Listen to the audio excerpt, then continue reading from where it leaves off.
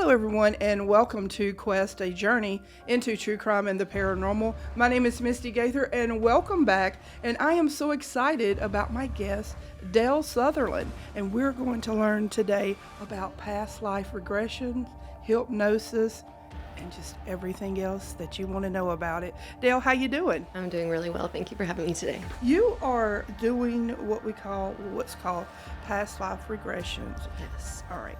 And so it started off with Dolores Cannon. Yes. So the official term that she developed is called QHHT, for those who want to look it up.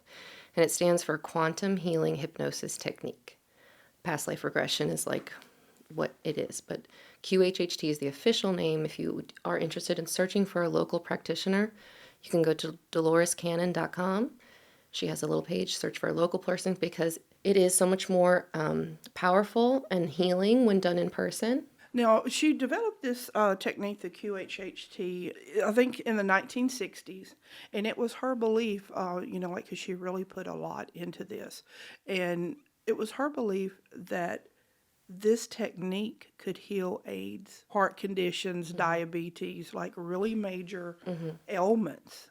And if you had a practitioner, I guess, that knew exactly what they were doing, and you followed this.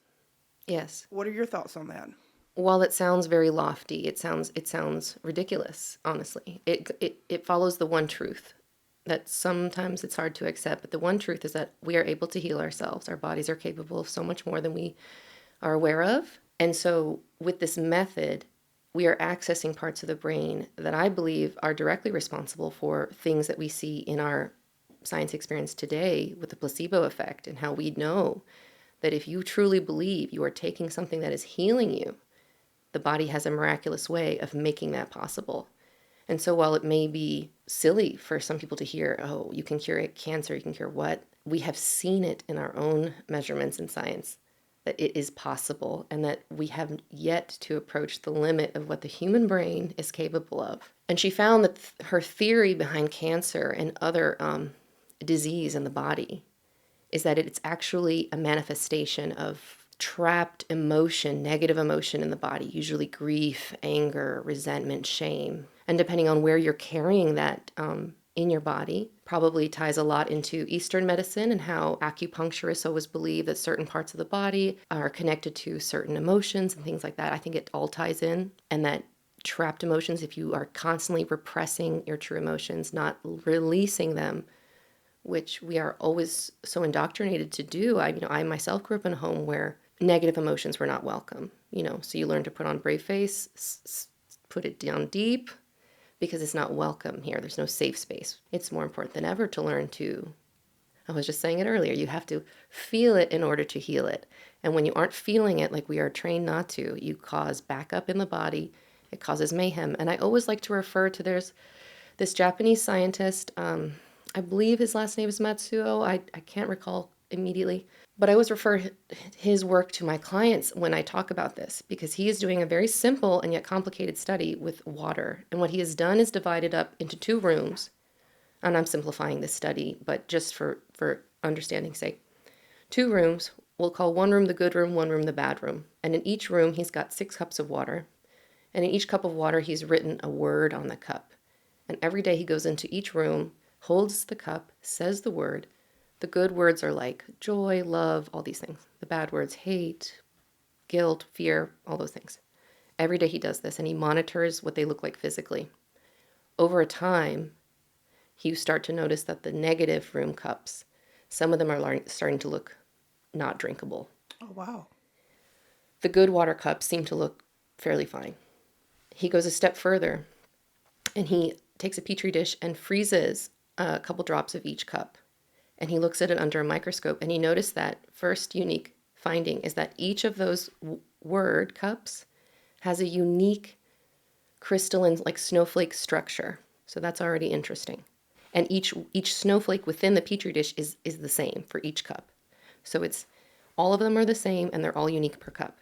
The second thing he notices is that the negative water cups that have developed what look like mold or like just gunk in there, they are not uniform snowflakes. They look malformed. Some of them look like cancerous growths, like tumorous growths on the snowflakes. They're just not perfectly symmetrical. And he found that the positive words were, that all of them were symmetrical, but the negative words were not good looking. You wouldn't drink it if you were shown it. And you can find his works online. I just think it's very interesting because it really brings, if you could go really deep with this experiment, in that people like Jesus were being literal when they said, watch what you say to people, watch what you say to yourself, because the words and thoughts you think and say actually carry a measurable energy that affect things on a cellular level. And we are water. We're made of so much water. So if we can affect a cup, what are we doing when we're thinking positive things or thinking negative things? I read an article that once said, they're trying to measure now the strength of our thoughts, the positive or the negative. And I don't remember the study, otherwise I would cite it. But it said that they believe that one negative thought or thing that you say to a person would require the equivalent of 17 positive thoughts to counterbalance it. Wow. It's so important then to always treat others with love and respect. As the golden rule says, treat others as you would like to be treated, because your words have more weight than you think, literally. That would also probably apply to how that you talk to yourself. Yes, immensely so. Self-love is so important. You talk to your body. If you're constantly, what I have learned doing hypnosis, there is a portion of the whole session. It's divided into two parts. The second part of the portion is where we contact your subconscious or your higher self. That's the part where we get to ask questions and things. And they always seem to tell me that the programs we run, the thoughts we are putting into our body, like, oh, I'm not this, I'm worthless, I'm a nothing. It's your subconscious is both incredibly powerful and yet very simple.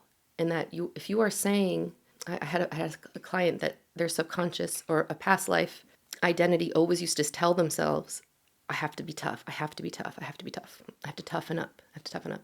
During our session, she was coming here because she was having a skin issue where she was having like rough patches, eczema, and she wanted to know why. And they told her it's because that past life had to toughen up.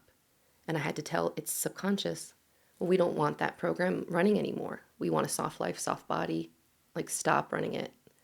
And it literally answered, it said, taking care of that now, give us a second, done.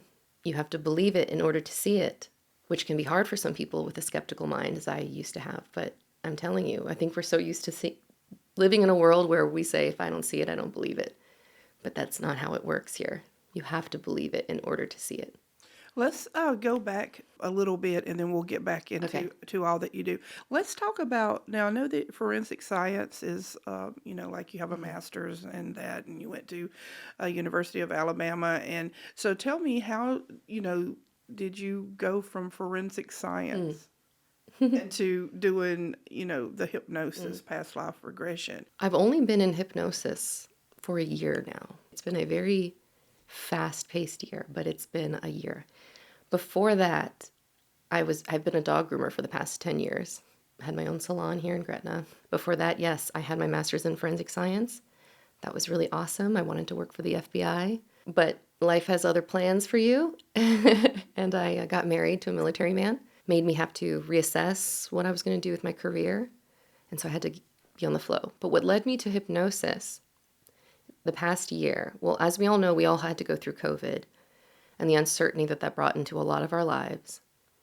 And I think looking back, a lot of us can say that we went through COVID and came out a different person completely. And I think that was purposeful. And before COVID, like I said, I was a dog groomer. I was physically burning out, working 60 hours a week, running a business. We had just become pregnant with twins. And I was like, there's no way I can manage all this. So I had to make a choice, close my salon, and then COVID hit. So it was a lot of change from being a business owner to a stay-at-home mom in the middle of a pandemic. I don't recommend that to twins. It was a little rocky, but I made it through. And one of the things that really, they say you have to hit a rock bottom in order to really transform. And that was a rough patch. That definitely pushed me through the grinder and made me start to question. I started having a lot of postpartum guilt. The world seemed very scary, and I had a lot of regret for bringing children into it. And it felt horrible. And it was debilitating, combined with, my fear of climate crisis and all these things. Like, it just felt like too much. I knew at that moment, I remember crying on the couch and being like, I need help. Like, it's gotten bad. And so I remember going down a deep dive of like, okay, I have to heal. How do you heal? Like, no one's ever healed anything in my family. Therapy is not ever talked about. My parents are immigrants from another country. You don't heal. You just pass on the trauma. Just roll with it. It's a gift. Right. For the Here you next go. generation. Surprise. And so I realized I didn't want to give that gift, and I had to change things. Otherwise, my kids would end up with the same patterns that I was dealing with in my adulthood of learning to find myself. Who am I in my 30s? And that's not a fun place. You're supposed to know that, right? So that you can enjoy your adulthood and not spend it figuring who you are out from the beginning. And so I went down the deep dive. How do you heal? Went to therapy. Struggled with therapy. I felt like it was limited. It was nice to have someone to talk to about things you keep hidden, but it felt limited in the sense that, okay, I've opened my pain box of my trauma. I'm reliving it, but now what? It just felt like it was fresh in me each time, and I struggled with the idea of letting it go. Like, how I know it happened, but now what? And so I felt like I was on a search for that. Like, what are we supposed to do for that?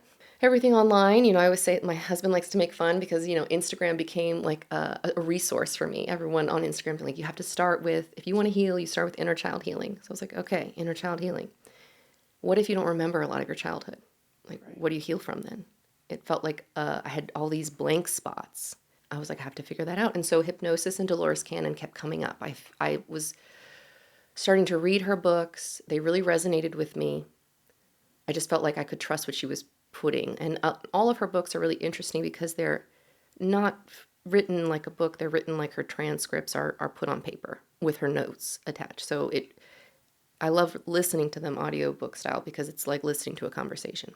So I started reading her books. They really resonated. And the idea of using hypnosis to help me remember my childhood seemed like a really good idea. I made my appointment. And at that time, I was also starting to kind of open up a lot of my memories of things that have happened to me in my childhood that I had categorized as too weird, like paranormal things that may have happened to me that I think if that's ever happened to you as a kid, you learn to be like, pretend that never happened because it violates the rules of how this world is supposed to operate. It feels like it's just in the way. It just distracts you from making your money and going get the career and get the big house. I started remembering things that were pretty undeniable for me. And I started to be like, well, if I can't trust the things that I think truly happened to me, like what's happened? Like, then am I crazy? And, everyone, as you enter your spiritual journey, everyone I think goes through that where it's like, did I make it up? What can I trust? And so hypnosis was a way for me to learn more about myself and figure that out. And my first session was amazing. I had it done, if anyone was interested, at Timeless Beauty Spa in Metairie. Miranda's wonderful. And she became a mentor to me, basically. Had my first session. We immediately clicked. It was a success. I remembered things from my childhood I had to heal from. And it was, ever since then, it was like the floodgates of my memories were wide open. Things started popping in. It was like whatever block had been placed before as a child, I guess, on things I couldn't handle at the time, was ripped wide open. And I know that sounds scary, but also it was more gentle than that. It was in a way that I felt like, okay, I understand why this happened. I understand why I had to go through it. I can let it go. I forgive and I heal. Boom, move on. And it just felt like I woke up from my first session a million pounds lighter. Fast forward a couple weeks, I couldn't stop thinking, I need to learn how to be certified in this. I don't know why. No one's going to understand. It's going to need $1,000. My husband's not going to he's going to think I've lost my marbles. And I just it would not go away, this nagging thought. And so one day I worked up all this courage. I was like, my husband was like, I need $1,000 today. I need to get certified. It's not going to make any sense to you, but I need to do it. And he just stared at me and was like, okay. I was like, okay, good. And so there you go. I got certified, did my 25 people, met Dina over at Mystic Path. Amazing. She was my first client to let me get certified. So she let me practice on her, and it's amazing. It's brought me a lot of wonderful people into my world that it's It's been amazing, amazing journey. So when I think about hypnosis, I think like on TV, and they'll Yes, look at look at the me, look at pen this. and Yes. then focus on this. And Yes. is that how you do things, or is it No, more in fact, different? sometimes I hesitate to even say hypnosis because it does carry that stigma. Because I Okay. remember growing up and seeing those people on the stage and they'd be like, Bark like a dog, yeah, you're a like, chicken. And these right. people just look like they collapse. And I Yeah. would just be like, that looks impossible. That would never work on me. So I was always hesitant about the word hypnosis as well. But what I have learned is that all hypnosis is self-hypnosis. I can't verify whether those people on stage who were doing, or if that was legitimate or just an act. I have no idea. What we do is more like a deep guided meditation where my voice guides you down, relaxes you. We want to get you into that theta brainwave state, which is the state right before you go to sleep. So it's like that nice kind of drowsy in between where you feel really heavy and let go of everything, but you're still conscious and you can still see things and report. It's just a deep guided meditation. We get you relaxed, and your only job is to be relaxed and without judgment, report what you are seeing in your mind. Because we record the whole thing. And so it's important to capture the details in case you forget, just like how we forget our dreams. Right. It's important to say what you can. And so I guess I'll explain how a normal session goes. And I say normal because there's, what I was trained to do, but every session is so unique. And so it never really stays on the script. But this is what the general outline usually is. It's divided up into 2 sections. The first half is where we go through the more visual portion. And that's where we try and get through at least 3 past life memories. Sometimes people are only ready to see this life stuff. Sometimes people are ready to see the past life stuff. It really is about you, because the entire session is pretty much curated ahead of time by your subconscious. And your subconscious is the part of your brain that never sleeps. While you're sleeping, it's doing all kinds of things. It remembers everything. Yes, your subconscious is already, I call this like a brain defrag, because your subconscious is already pre-selected which folders it wants to show you or files it wants to play for you to see. And so we try and get through 3 past lives, hitting at least 3 to 4 important days per life, all the way through the death experience. And so you will get to see, as if you're walking through a dream, depending on how deep you go and how relaxed you can be, a whole memory play out that you don't recall ever living, but you did.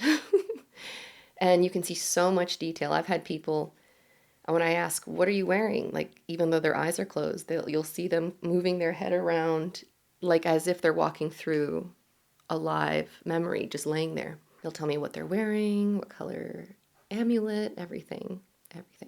What numbers they see on a paper. Wow. You can really, it's pretty amazing. And so we get through the visual part, 3 past lives. That's when you just supposed to report without judgment, try not to make sense of things, because not everything is going to make sense. It's not always going to be streamlined storytelling, just like our dreams may jump. This moment you just report without any bias.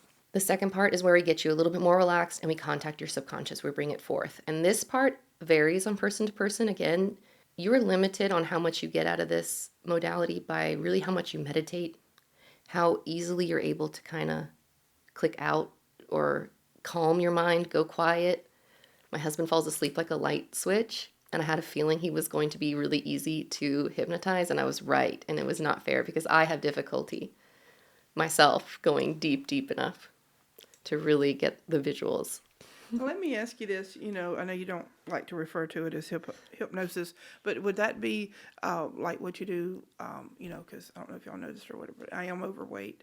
And like for maybe not to eat as much, or yes, like I've had a quit bunch of smoking clients. or quit drinking or whatever that may be. Would that be part of it, or is it more of Yes, a? it can also be worked into the session, and that would be worked in at the end whenever we would contact the subconscious. That's when I usually tell clients, when you're coming and preparing for the session, meditate every day and compile a list of questions that you would ask your spirit guide or your higher self. Oh, okay. The version of you that knows everything about you, your past, present, and future.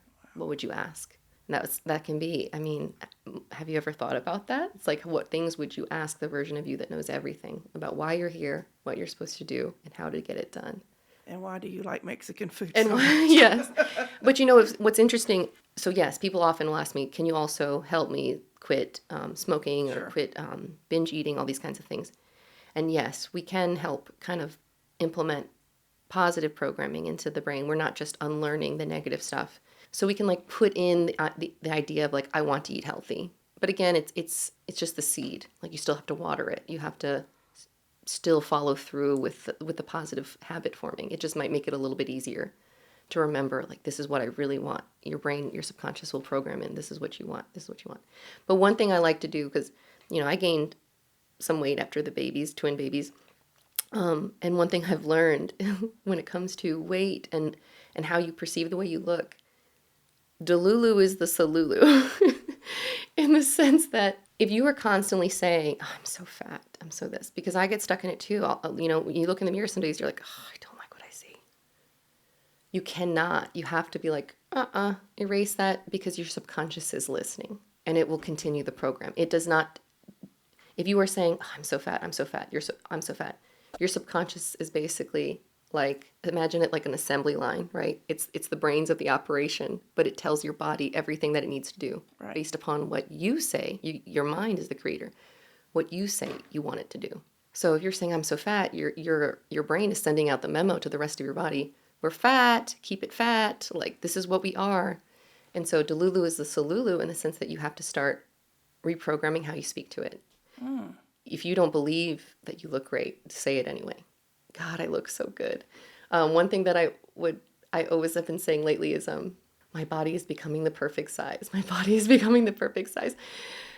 And just every time I have a thought of doubt and insecurity, that is what I say. And I know it sounds ridiculous, but I'm telling you, keep it up and your body will get the memo and you'll start to notice that it is listening more to you with the positive changes that you're implementing into your life.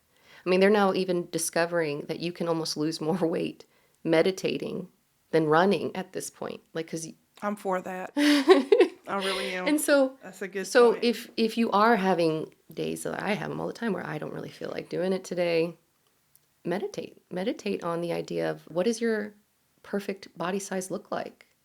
Everyone's is so different. What does being, because it's not always about skinny, we know that. It's like, what does the strongest, most fit version of you look like, where you're not a slave at the gym, like you do get to have a balance? Like, what does that look like? Start imagining it. The more you can picture it, the details, the kind of clothes you would wear if you looked like that, you're pulling it towards you as a reality. Well, I'm definitely going to give that a try. I'll have to give me, like, your mantra is, what was Delulu it? is the Salulu. You're right. Yeah, you got to fake it till you make it. You Hey. got to trick your brain. If you don't already have the positive programming, you got to start putting it in. Now, I'm sure that dealing with people and doing the past lives and stuff, I'm sure that things get really interesting sometimes. And I love anything about the paranormal and also about true crime. And so you were telling me, you didn't go into detail or anything because we're saving it for the show, but there was actually a time when you did a past life and a serial killer came out or something. All I heard was serial killer and I was like, yes. I knew you'd be interested. Yes. I was thinking about it on the way over here. Yes. So this was an interesting case. Because my client was about my age, in her 30s. Normally, when we get dropped into a visual of the beginning of a past life on that first important day, they're usually in their 20s, maybe younger. Like, that's where they start the story. This life was interesting because as soon as she gets dropped into it, and I ask, what's the first thing that you see? She's walking by herself alone in the forest, and she's 83. And I was like, that's weird. Do you know why? And she's like, no, not really. She's confused. So I'm like, is this like a dementia thing? And then I'm like, are you carrying anything? And she looks at her arms and she's like, a shovel. And I was like, that's weird. An 83-year-old in the woods walking by herself with a shovel. And then I was like, do you have anything else like in your pocket? And she's like, I have a map and it has an X on it, like somewhere to find something. Wow. And I was like, okay, well, we're going to move forward until you find that X. We get there and she's like, I see a real, like in her mind, it visualizes like a real X on the ground. And I was like, I guess you could better start digging. And she found a box full of letters. And I was like, what kind of letters? And her face dropped. You can see it in my client's face. Like, she immediately goes, oh no, it's not good. I was like, what happened? What are these letters? She's like, they're from my late husband. He has passed away recently. And I guess he had left her a map. Find these letters. And they were confession letters of multiple murders that he had done to women. and where the bodies were placed and everything. What? Yes. The And chills. I know. Wow. And we both were stunned. And I was like, Yeah. wow. And I want to tell you as well, what's more interesting about this experience is depending on how deep someone goes into the trance. I told you, like at the regular layer, most people are reporting what they see. They'll be like, oh, the woman's name was Gloria, older woman. And she'd be like, Gloria's walking through the woods. Okay. But if you go deep, deep into the trance, like if there's a level of trust between the person, and I knew this woman in real life, so she trusted me up. And so she went really deep. And when you go really deep, I'm no longer talking to the person who came to see me. When they are bringing up these memories, I'm talking to the person experiencing that memory. So I was talking directly to Gloria, if you can imagine it. And so I'm talking directly to her. And I'm like, what are you going to do? Yeah. And she says, well, nothing. What can I do? My husband's dead. I'm too old to deal with this. I'm just going to go with it to the grave. And I was like, no, you can't do that. No, girl. I was like, you can't do that. I was like, she had a daughter in her 30s. The woman, Gloria, had a daughter. And also, I would say, to put a timestamp, this was in the 1950s in the US. And also, you can't do that. Think of the women, think of the families. They're never going to know unless you come forward. I convinced her. I was like, it was the right thing to do. You have to do it. Do the right thing. And so she did. And she told her daughter. Her daughter handled the authorities. They ended up revealing all the locations, I guess disclosing it to the families. Like I said, it's only been a year of me exploring this concept, this modality, and I've always taken a scientific approach to what I'm gathering. It seemed too good to be true. And then if I thought, well, if that really did happen, surely there'd be evidence. I looked up the name. It didn't exist. My theory is that in our timeline, when this happened, Gloria did not tell anyone that she actually did take it to the grave. I wasn't there to convince her otherwise, to change her mind. In our world, those victims never got justice. But somewhere, they did. And that's enough. What's even more interesting is the woman who came to see me was one of the victims. And the rest of her sisters and mother were as well. All 8. Yes, her father, was the killer in that life. Pretty crazy. So much I to know. like pack in. When she saw that, I thought it would be too much for her to handle, but it made a lot of sense to her, I guess, based on her childhood with him. And it was healing for her. Yeah. More than anything, more important than anything. As like curious as it was and how interesting, it really was healing for her to learn that and let go of any kind of guilt she may have been carrying for her late father, and how maybe she wasn't the daughter he had hoped for, but she got to let that all go and say, okay, you had your chance to love me right after hurting me in that last life, and you still didn't do it. So, okay, I let it all go. Now, you were talking about healing and how important that is, and I did get a quote off of your Facebook. Oh, yeah? And it says, all healing is based on love.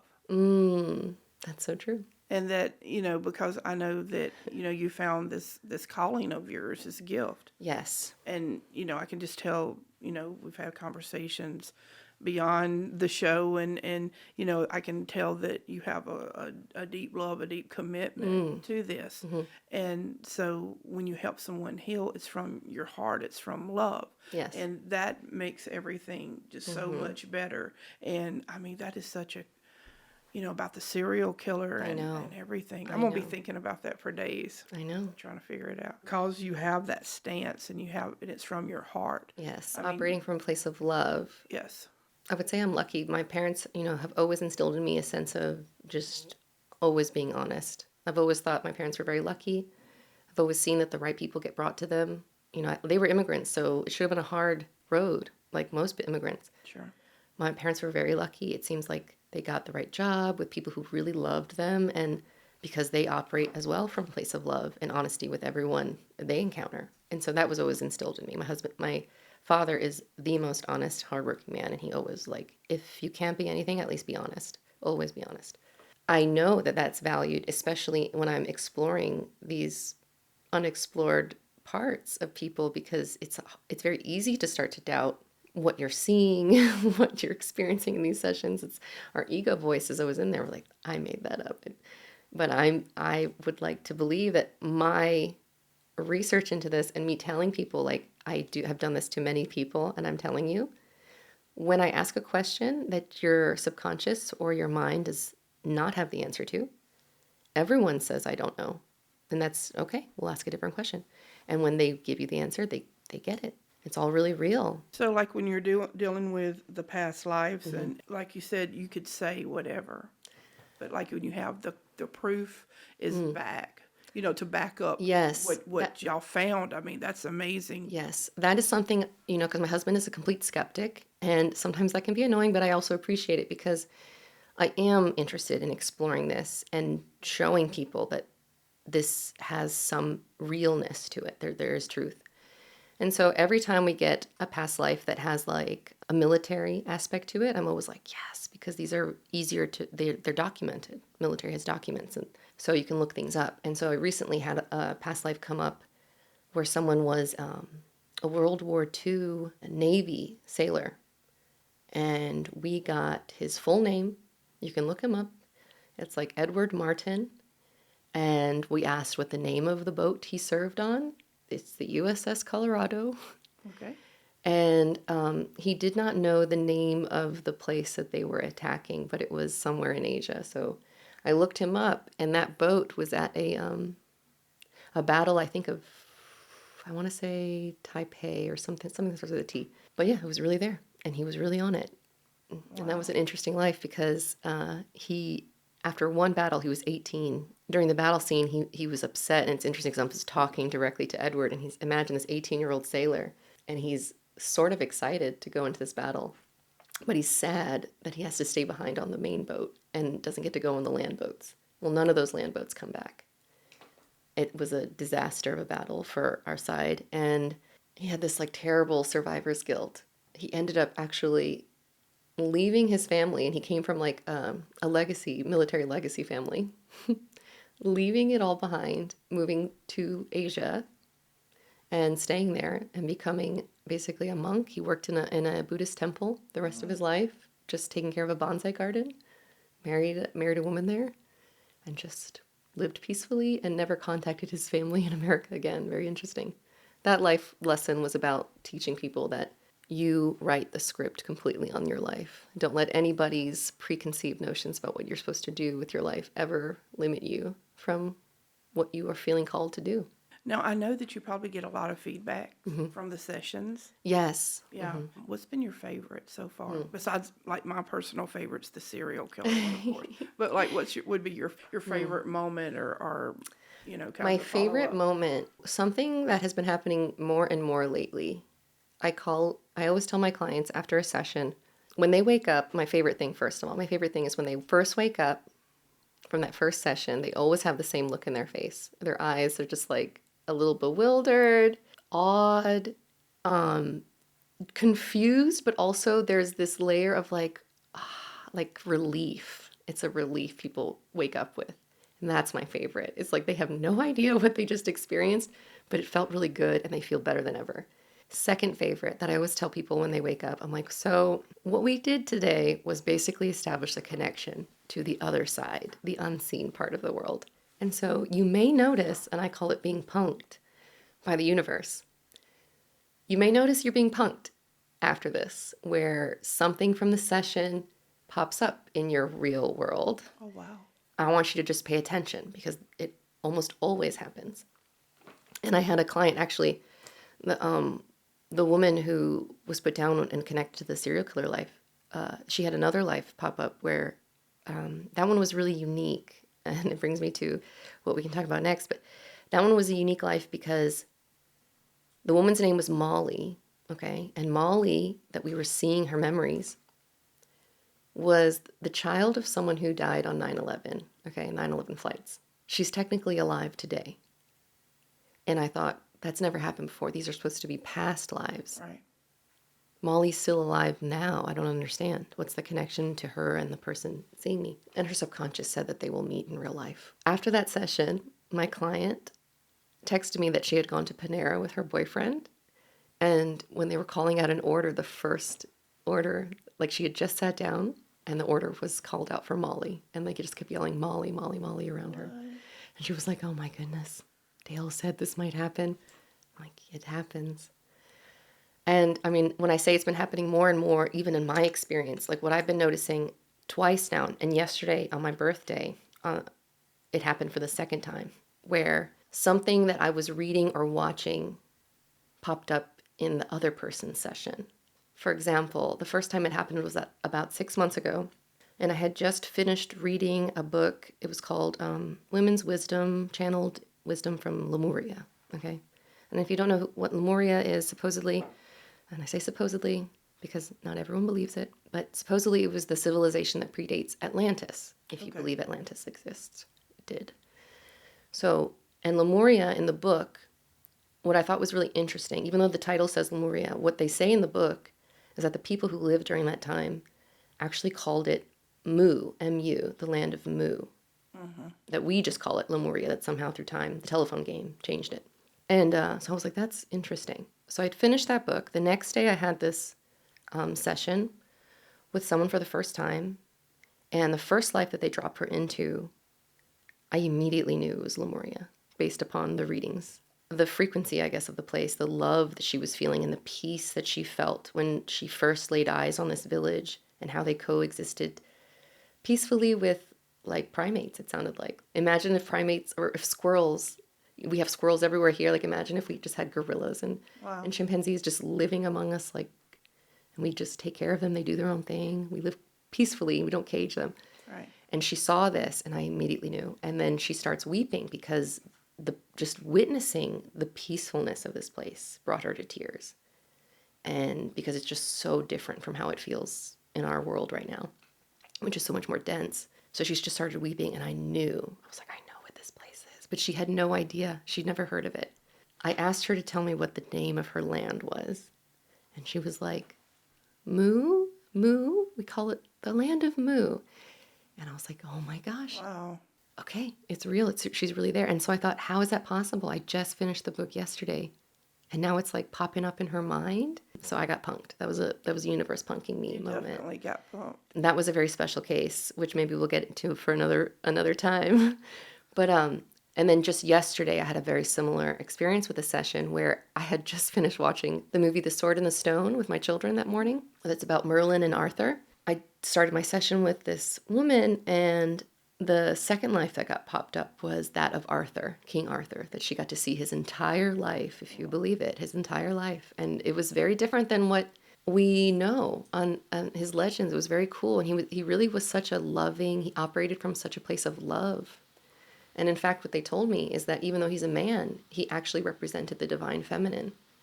He operated and they even said, and when I say they, I mean this person's higher self who answers, said that Arthur was a divine feminine archetype, even though he was a man, that all men and women have the divine feminine side of themselves.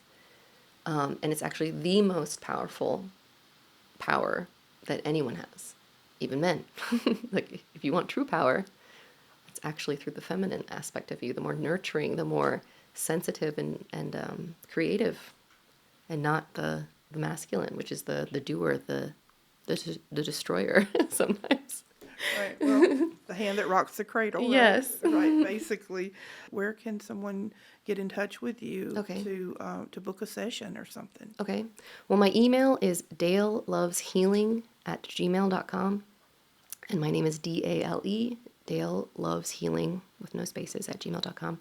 You can email me. You can text me, 504-541-8082. And we can book a session. My kids are in school, so it's easier for me during the week, which may be hard for some people. Like I said, it's better in person. If you are interested in long distance, it is possible. It's never what I would first recommend, but if you cannot find anyone locally, through DoloresCannon.com, it is something that can be done. I operate on a sliding scale as well. I don't want money to be a reason why you don't get this done. I really believe that everyone would benefit from at least one session. To get to know yourself, to heal the things that you're not aware you need to heal. And yeah, it changes lives. I always say, like, I'm the human moldavite. And if you don't know what moldavite is, it's known as like the cursed crystal. Have you heard of it? I have not. Okay. When I was first exploring the idea that things we have dismissed, like energy healing and psychics in the past might actually be real. One of the things I started exploring was, is there any truth to crystals and all these people who collect crystals? Because then that had used to seem silly to me before. So I went into it, and that's when Dina's shop really came in handy.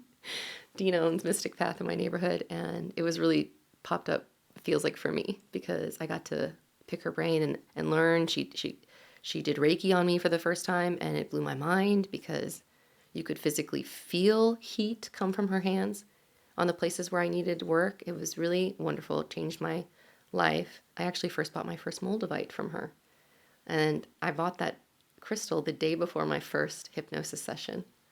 And I can say my life has truly changed since then, since a year ago.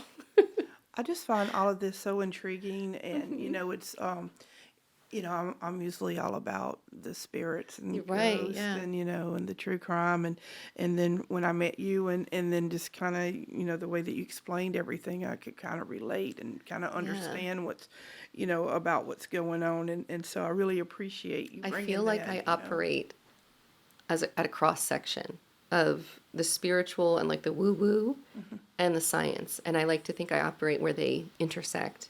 At the end of every session, after we've talked to the subconscious, after we've asked all the questions that the client came with, I always like to throw out there and ask if there's any if there are any loved ones in spirit form on the other side who have a message for this person. Since we're already establishing the connection to the unknown, it's like the telephone line is already there. Might as well, since this person's here, might as well. Yeah. Any messages? And so we often get loved ones come in and they have a message and you get to see them. And people always describe how they look young again and vibrant if they were sick. It's really beautiful. And it's really healing to be able to see that and understand, like, we truly never die. Our souls live forever. And as you know, you investigate that and you investigate the remnants that they leave behind here. But it's really interesting where I see the space between life and death on a regular basis now. Like, I know there's nothing to fear. It's wonderful. What comes next is an adventure over and over again. I just think that's beautiful, and I think if anyone takes anything away from today, our conversation, and that is the healing is love. Yes, and that love is the most powerful force in the world. And it starts with you loving yourself first, and then you just build on that. That I know that it will be proven one day by science, that once you start to heal yourself and change your pattern, it will inevitably ripple out and start to affect the patterns of others. And so as someone who, if you're in a relationship with anyone, we always are like, if only that person would, or do this, or they're not this enough. We're so used to blaming external factors, but the real change happens nothing happens until you heal yourself first, and in a literal sense, like trust that it will change people around you and things around you.